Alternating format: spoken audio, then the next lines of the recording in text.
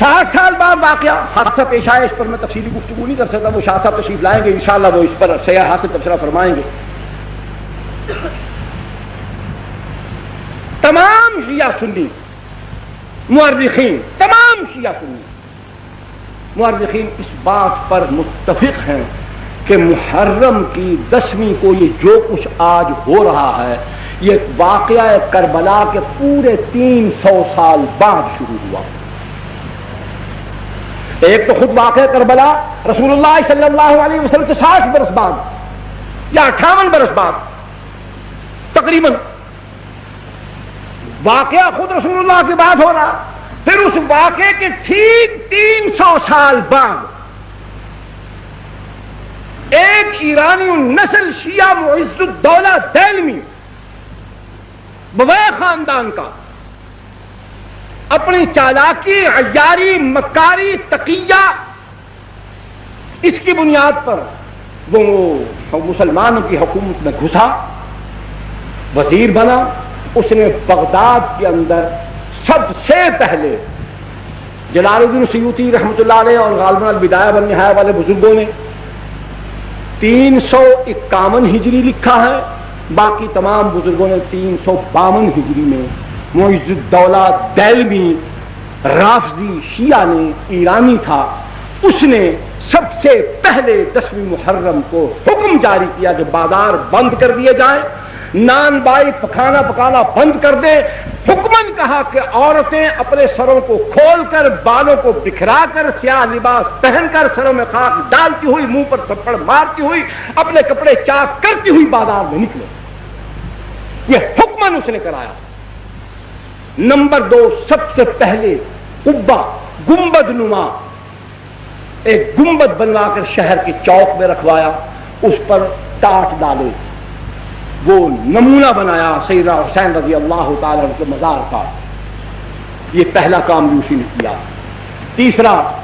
اپنے دور حکومت کے اندر بغداد کی تمام مساجد کے دروازوں پر تمام صحابہ کرام بالخصوص سیدنا معاویہ رضی اللہ تعالیٰ عنہ پر لعنت لکھی ہوتی تھی۔ یہ معز الدولہ دہلوی حرام خور خنزیر، سب سے دنیا کا کوئی مورخ یہ بات ثابت نہیں کر سکتا، قسم خدا کی کھا کر کہتا ہوں، میں غریب آدمی ہوں، نقد دینے کا دعویٰ نہیں کر سکتا، میں جھوٹا ثابت ہو جاؤں تو سر بازار مجھے 100 کوڑے مار دیں۔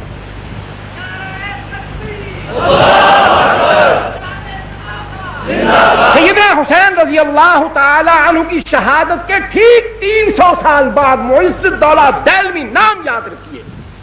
شیعہ تھا، مکاری سے وزیر اعظم بن گیا، بغداد پر قبضہ کر لیا، وہاں اس نے حکمن 10ویں محرم کو یہ کام شروع کروایا، عورتوں کو حکمن باہر بھیجا کہ سر کھولو، بال کھولو، سیاہ لباس پہنو، سینہ کوبی کرو، اپنے منہ پر تھپڑ مارو، سر میں راکھ ڈالو، نوح پانی کرو، واہ پیدا کرو۔ پھر سمجھ لو کہ یہ کیا آسان طریقہ تھا کہ جب عورتیں نوجوان ہوں، خوبصورت ہوں، سیاہ لباس ہو، بال کھلے ہوں، وہ واویلا کرتی ہوں تو تماشا ہوگا کہ نہیں ہوگا؟ دیکھنے والا کون کون شیطان کہاں کہاں سے اٹھ کر نہیں آئے گا؟ اور یہاں تو وہ کیا ہے کہ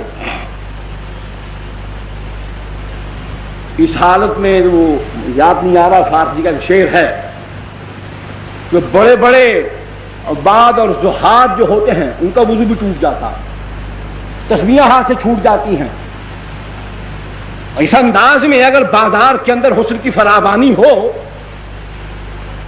اور جلوہ یار یوں حشر بدامہ ہو کر نکلے تو پھر کہاں کون ٹھہر سکتا ہے؟ بغداد کی سرزمین، بادشاہ کا حکم، اقتدار کا حکم، پھر کون نکلا ہوگا اور کس کس کو نکالا گیا ہوگا؟ کیسی کیسی ڈھونڈ ڈھونڈ کر نکالی ہوں گی، کیسے کیسے جلوے مہیا کیے گئے ہوں گے، کیسی کیسی افسرائیں نرتقیں دکھاتی ہوئی وہاں جلوہ افروز ہوئی ہوں گی۔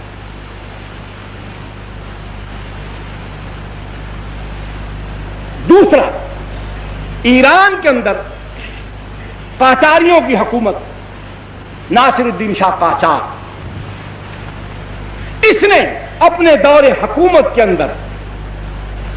باوجود اس کے سنیے،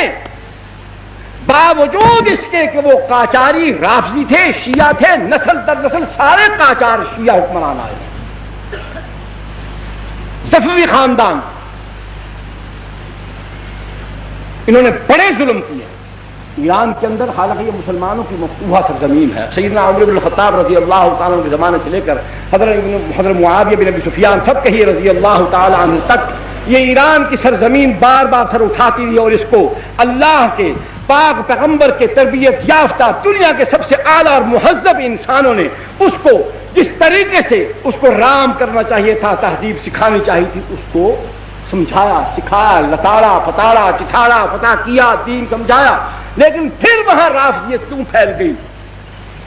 بالکل انہوں نے وہی عمل کیا جو عمل آج، میری طرف توجہ فرمائی، جو عمل آج پاکستان میں جاری ہے۔ انہوں نے وہاں سنی مسلمان عوام کو کچھ نہیں کہا، صفوی خاندان کے بادشاہوں نے 20,000 سے زائد علماء کو قتل کر دیا، صرف علماء کو قتل کیا۔ تو علماء کے قتل ہو جانے کے بعد نہ دین بتانے والا کوئی ہوگا، نہ سمجھانے والا کوئی ہوگا، تو پھر جو ہم کہیں گے وہ خود بخود لوگ قبول کرتے چلے جائیں۔ بیداری تو علماء پیدا کرتے ہیں، علم ان کے پاس ہوتا ہے، سمجھاتے وہ ہیں، پڑھاتے وہ ہیں، عقائد کی اصلاح ہو، اعمال کی اصلاح ہو، اخلاق کی اصلاح ہو، سیاسیات کا معاملہ ہو، اجتماعیات کا معاملہ ہو، جب بتانے والوں کو، سمجھانے والوں کو، سکھانے والوں کو، رہبری کرنے والوں کو، قیادت کرنے والوں کو، سیادت کرنے والوں کو، ان سب کو مٹا دیا گیا، جس طریقے سے پاکستان کے اندر احسان اللہ فاروقی کو شہید کر دیا گیا، علامہ احسان اللہ ظہیر کو شہید کر دیا گیا، فیض عالم صدیقی کو بھی قتل کر دیا گیا، مولانا سید منظور الحسن شاہ صاحب ہمدانی رحمۃ اللہ علیہ، خیر بٹامی والے، ان کو شہید کر دیا گیا، مولانا حق نواز شہید رحمۃ اللہ علیہ کو شہید کر دیا گیا، اظہار القاسمی کو شہید کر دیا گیا، عبدالصمد آزاد نئیے والے کو شہید کر دیا گیا، مولوی محمد یوسف فیصل آبادی کو شہید کر دیا گیا۔ کتنے علماء شہید ہو چکے ہیں؟ سنی مسلمان نوجوان کام کرنے والے کارکن اس کے علاوہ 100 سے زائد وہ ہیں، خفیہ طریقے سے جن کو مارا گیا ہے وہ الگ ہے۔ جب اسی طریقے سے اہل سنت والجماعت کا طرز عمل یہی ہوگا جو آج ہمارا ہے، تو بالکل وہی صفوی خاندان والا عمل پاکستان میں شروع ہو چکا ہے۔ یہ بھی اس بات کی نشاندہی کرتا ہے کہ سنی سن ہو چکا ہے، اس کے اندر غیرت دینی مر چکی ہے، اس پر پھٹکار پڑ گئی ہے کہ صحابہ کے پر لعنت بھیجنے والے مردود ملعون لوگوں کے ساتھ تعلقات کی وجہ سے خدا نے اس کا ایمان سلب کر دیا، اس سے غیرت دینی چھین لی ہے۔ قاجاری خاندان، صفوی خاندان نے ایران کے اندر اسی طرز عمل کے ساتھ رافضیت کو پھیلایا، حکمن وہاں جلوس نکلوائے، پھر اس کے بعد ہندوستان کی سرزمین پر زور و شور کیوں پیدا ہوا؟ کیا ہے؟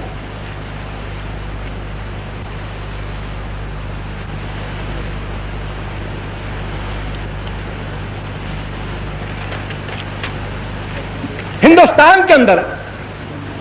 بھئی آپ توجہ میری طرف رکھیں، کان اور آنکھ میری طرف رکھیں، ہاتھ جیب میں ڈالتے جائیں، اس پر میں کوئی اعتراض نہیں کرتا۔ بالکل جی، بسم اللہ۔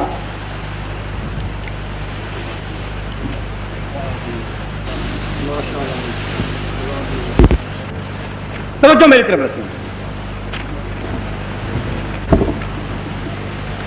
یہ بیٹے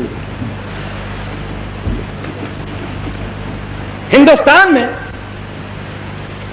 اورنگزیب عالمگیر رحمت اللہ علیہ کے بعد لکھنؤ کے علاقے میں، اودھ کے علاقے میں، یہاں ایک گورنر تھا، نمائندہ تھا مغلیہ سلطنت کا۔ مغلیہ سلطنت کے اندر جب زوال آیا، کمزوری آئی، طوائف الملوکی پھیلی، ہر علاقے میں جہاں جہاں کو گورنر تھا وہ اپنے طور پر بادشاہ بن بیٹھا، القابات اپنے بنا لیے، اپنے علاقے کو، صوبے کو اس نے خود ایک سلطنت بنا لیا۔ یہ دور تھا، حکومت کمزور ہو گئی، تو وہاں پر بہمنی خاندان جو تھا انہوں نے لکھنؤ، جونپور اور فیض آباد، ان علاقوں کے اندر انتہائی سختی کے ساتھ، اپنی پوری قوت کے ساتھ، پوری قہرمانی کے ساتھ وہاں پر رافضیت کو فروغ دیا، جو آدمی محرم کے دنوں میں باہر نہیں نکلتا تھا، تعزیے کے جلوس میں شریک نہیں ہوتا تھا، اس کو سزا ملتی.